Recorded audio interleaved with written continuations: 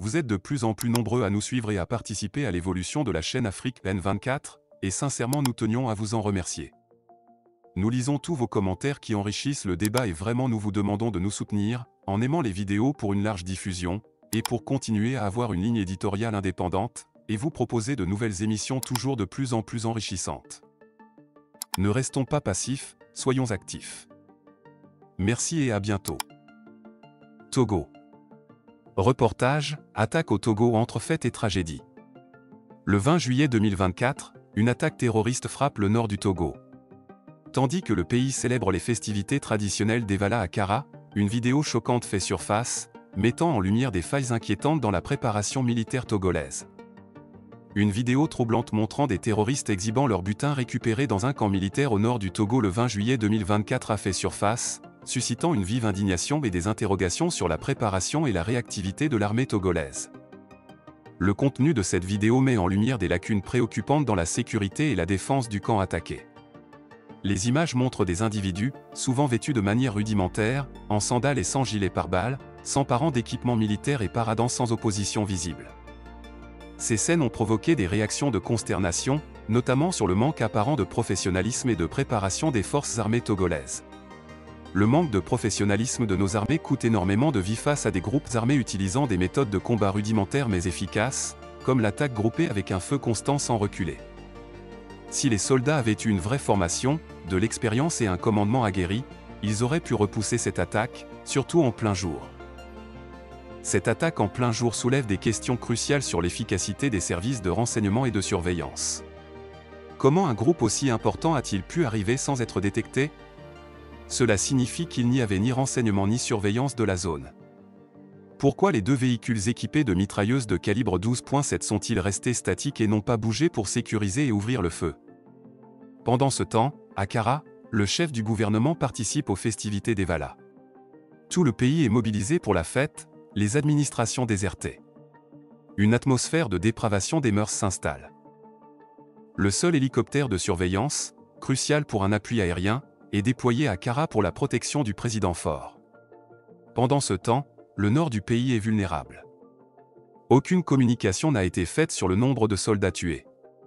Le gouvernement et l'état-major restent silencieux, ajoutant à l'angoisse et à la confusion. Rappelons qu'un des 3 hélicoptères de l'armée togolaise, acquis et engagé dans la lutte contre le terrorisme, s'est écrasé au nord du Togo le 4 avril dernier.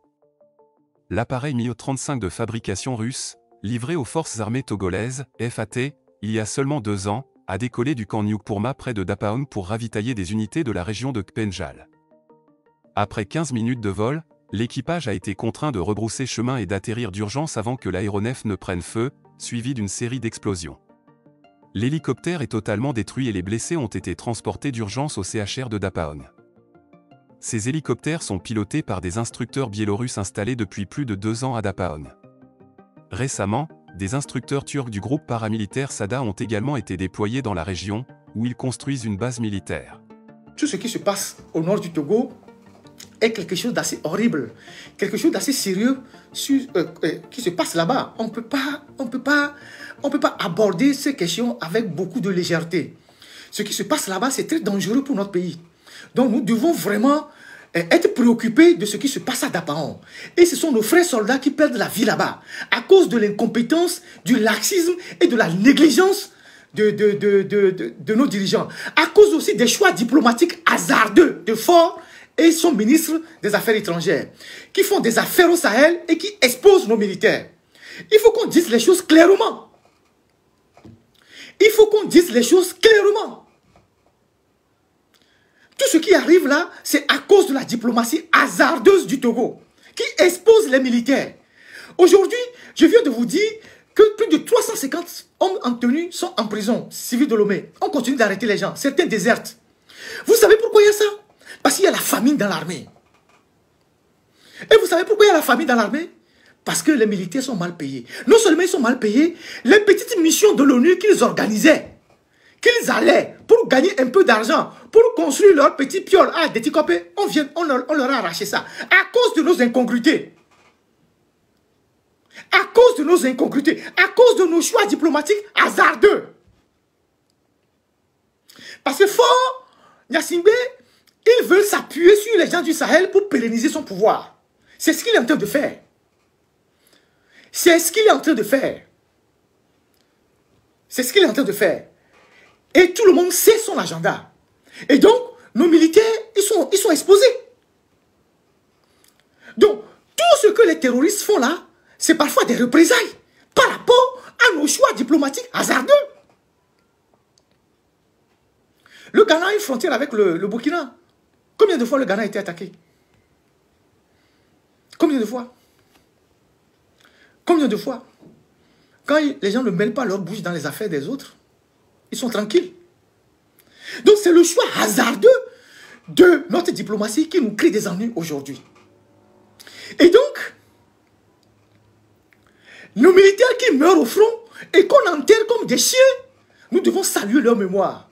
J'avais dit dans une de mes vidéos qu'on doit créer un cimetière pour l'armée. Dans tous les pays au monde, il y a un cimetière, il y a des cimetières pour les grands hommes. Quand des militaires meurent au front, il faut les enterrer avec tous les honneurs. Il ne faut pas les mettre dans un cercueil, aller les jeter comme des chiens, sans que les familles même ne voient leurs dépouilles. Tous les camps qu'on a construits au Togo là, il faut créer des cimetières dans les camps et avoir un carré où il faut enterrer les militaires. Même les prêtres font ça. On ne peut pas remettre les corps aux familles d'aller les enterrer. Vous aurez dû constater que depuis un certain temps, l'armée togolaise ne communique plus sur les attaques. C'est soit les terroristes qui communiquent, ou soit c'est les militaires eux-mêmes qui appellent leur famille et qui leur envoient des messages. On a vu le carnage qui a eu lieu ces 2 jours à Dapaon là-bas. Exactement dans la même période que l'année dernière quand il y a eu les Ivala. Comment vous pouvez comprendre que on attaque toute une caserne? On carnarde les militaires, on emporte du matériel, on détruit la caserne. Où sont les sentinelles? Vous avez une opération avancée dans une région donnée et vous savez que les djihadistes peuvent ou les terroristes peuvent surgir à tout moment. Et vous savez très bien aussi, selon vos renseignements, que au Burkina, les terroristes sont traqués, ils ont la pression. Et puisqu'ils ont la pression, ils cherchent des moyens, et ils cherchent des lieux de recul. Ils cherchent des moyens pour se mettre à l'abri. Et donc, ils ont tendance à élargir leur champ d'opération. Et vous savez qu'au Burkina, selon les informations, les images, ils ont des armes. Ils ont des 12-7. Une 12-7 est une arme redoutable. Ils ont suffisamment de 12-7. Et que si les nôtres n'ont pas suffisamment d'armes pour les affronter, ils vont les canarder avec les 12-7. Parce qu'une 12-7 peut tirer à plus de 150 mètres. Voilà, même plus. Vous allez sur Internet, vous cherchez ce que c'est que la 12-7. C'est l'arme qu'on fixe sur les jeeps. C'est une arme redoutable. Aujourd'hui, les terroristes ont les 12-7. Donc, s'ils viennent avec des 12-7, si vous n'avez pas suffisamment de moyens, ils vont vous canarder. Et donc, vous n'avez pas des gens, des agents de renseignement dans les brousses, au moins pour alerter la base qu'il y a une infiltration. Quelqu'un m'a dit aujourd'hui qu'il y a des agents qu'on a un peu mis dans la brousse, mais ils se promènent dans les villages pour boire du tchakpalo et racketter les villageois. Parce qu'ils n'ont pas de moyens. Parce qu'ils n'ont pas de moyens. Et donc, du coup, selon les informations, vous avez plus d'une centaine de personnes, voire un peu plus, des centaines de personnes qui rentrent sur un territoire et qui viennent attaquer une caserne sans que personne ne donne l'alerte. Alors que la veille, le 19 déjà, il y a eu une première attaque dans un autre village dans la zone. Ça ne vous a pas suffisamment alerté pour prendre les dispositions. Maintenant, le Togo a des hélicoptères. Il y a un hélicoptère qui s'est écrasé il y a quelques mois. L'autre hélicoptère qui devait être sur le théâtre des opérations était déployé à Kara pour suivre l'hélicoptère civil de Fonya Sibé. Ceux qui étaient à Kara ont vu qu'avant que Fonya Sibé ne vienne atterrir avec son hélicoptère blanc là, c'est un hélicoptère d'un homme d'affaires burkinabé, et l'hélicoptère qu'il utilise, avant qu'il ne vienne atterrir, il y a l'hélicoptère militaire qui vient faire la reconnaissance d'abord. Cet hélicoptère militaire, piloté par les Biélorusses, devait être sur le terrain d'opération, le théâtre des opérations. Donc, au moins quand l'armée était attaquée, au moins il devait avoir une couverture aérienne. Donc, Rien de ça n'a été fait. Les gens étaient en fait à Kara, comme c'était le cas de l'année dernière, et on a canardé les militaires là-bas. On a même replié des troupes à Kara pour sécuriser Kara. Avec dans la foulée de l'arrestation du colonel, de la garnison, on a utilisé moins les bérets rouges, donc on a ramené les troupes de Dapama à Kara. On a ramené du matériel à Kara pour protéger un seul individu pendant que les militaires étaient exposés au front. Voilà comment les choses se passent dans notre pays. Et puis, nos militaires, pourquoi certains ne veulent pas aller au front? Parce qu'on ne leur donne pas suffisamment de moyens. Ce n'est pas que le Togo n'a pas de moyens. Pourquoi Faure ne veut pas leur donner les moyens? Faure ne veut pas leur donner les moyens parce que Faure a peur que, une fois que ces moyens sont dehors, les militaires peuvent les utiliser contre lui. Donc on leur donne le minimum. Dans les pays où il y a eu les coups d'État, c'est des militaires qui sont revenus du front pour renverser les pouvoirs qui sont dans la capitale. Donc il connaît le mode opératoire. Donc il ne veut pas donner suffisamment de munitions ou d'armes sophistiquées aux militaires. On leur donne juste ce qui peut leur permettre de tenir. Et on met les armes sophistiquées dans les casernes. Donc les gens sont sur le front. Et quand ils sont attaqués par des djihadistes qui sont aujourd'hui suffisamment armés, avec des armes de guerre puissantes, ils ont beau être des patriotes, mais ils ne peuvent pas résister. Vous avez vu les photos qui circulent? Ça fait très mal. Ça fait très mal. Donc, il faut que notre pays cesse de se mêler des histoires sous prétexte qu'on fait de la diplomatie. Nous avons un pays à développer. Nous avons un pays à développer. Le Ghana qui fait des routes, des autoroutes, des rails, qui construit des immeubles, qui construit des universités, ne se mêle d'aucun dialogue en Afrique. Et ils ne sont pas attaqués par les terroristes. Nous qui sommes à un niveau de développement très bas, c'est nous qui prenons le peu d'argent qu'on a pour aller nous mêler des histoires qui ne nous concernent pas. Et en conséquence, on subit. On subit. On subit. Je suis d'accord que la menace, elle est régionale, elle est réelle. Mais si vous tenez tranquillement dans votre pays, personne ne viendra vous provoquer. Mais quand vous allez mêler, parce que les terroristes, ils sont très bien informés. Ils sont aussi sur les réseaux sociaux. Les terroristes de 2020, c'est des terroristes 2.0. Puisqu'ils sont aussi sur Internet, les réseaux sociaux. Ils balancent des photos, des images et tout. Ils suivent l'actualité. Ils savent qu'à ce moment précis, il y avait une grande fête à Kara. Et que les gens seront distraits. L'année dernière, c'est comme ça qu'ils ont attaqué. Cette année, même chose. Donc, Faure ne peut pas continuer par exposer nos militaires. Et quand les militaires meurent, il ne leur rend même pas hommage. Vous avez déjà vu Faure Gnassingbé se tenir devant les cercueils pour saluer la mémoire des militaires? Il ne prend même pas le temps d'aller leur rendre hommage. Donc, ces gars qui sont morts hier, on va les enterrer en catimini, comme des chiens. On va peut-être trouver 1 million à leur famille, c'est fini. Les orphelins sont là pour toujours. Nous partageons la douleur de toutes les familles. Nous partageons la douleur de nos frères qui sont morts sur le front. C'est des Togolais qui meurent pour la patrie. Parce que c'est la patrie qui est attaquée. Mais on ne peut pas mettre autant de moyens pour la sécurité d'un seul individu et laisser les militaires à découvert.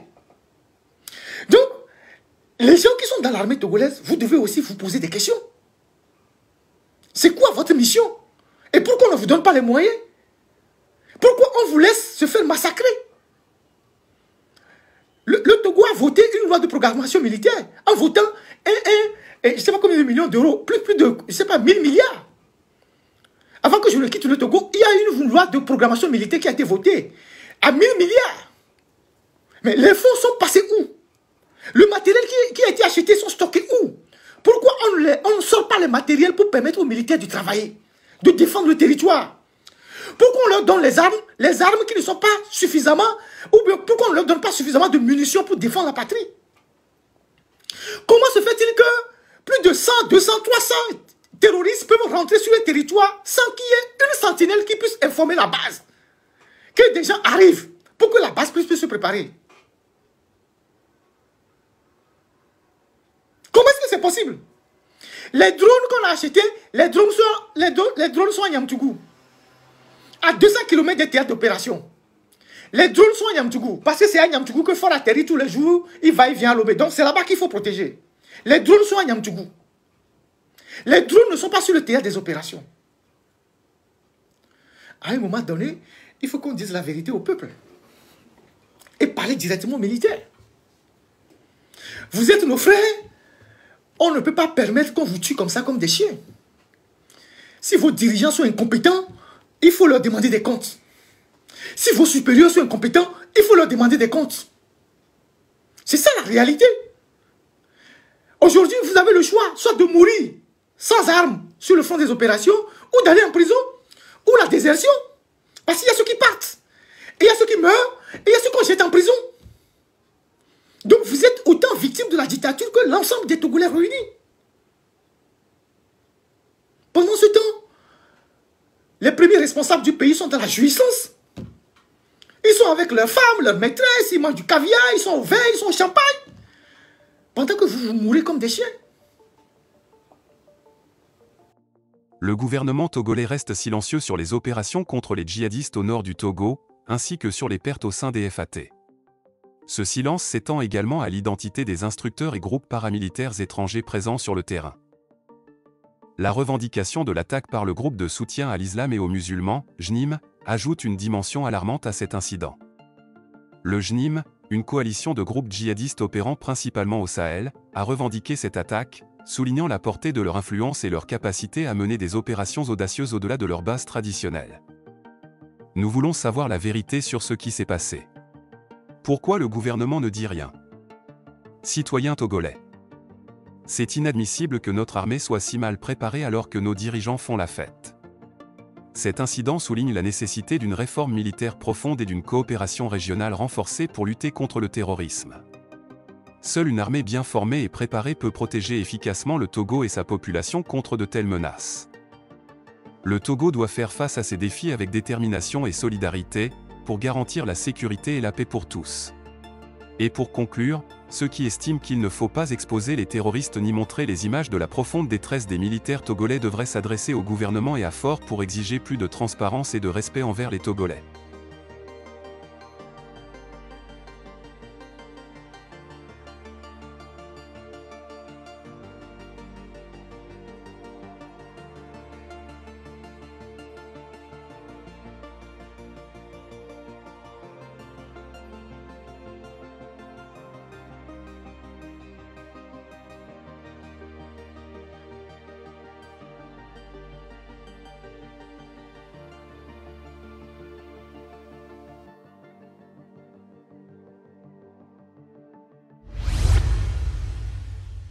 Likez la vidéo si ce n'est pas déjà fait. Laissez aussi votre point de vue en commentaire. Abonnez-vous et cliquez aussi sur la petite cloche de notification pour ne rien rater de nos prochaines vidéos. N'oubliez pas de partager aussi la vidéo et de la liker.